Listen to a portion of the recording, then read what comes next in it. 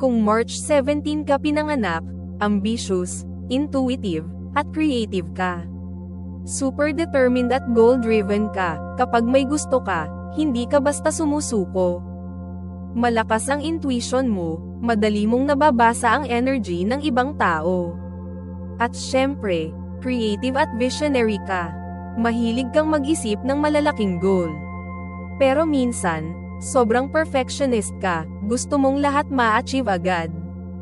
May tendency kang maging emotional at secretive, hindi mo agad sinasabi ang tunay mong nararamdaman. At dahil mahilig kang mangarap, minsan hirap kang mag-focus sa practical side ng buhay. Sa love life, loyal at intense ka.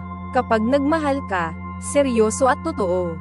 Pero minsan, medyo possessive ka, gusto mong maramdaman na ikaw lang. Pagdating sa pera, madiskarte ka at goal-oriented. May natural kang talent sa pagyaman. Pero ingat, dahil minsan, nagiging impulsive ka sa gastos. Dapat may budget plan. Nakarelate ka ba? O may kilala kang March 17 baby? Share and like mo na ang video na ito. Huwag rin kalimutan mag-subscribe para laging updated.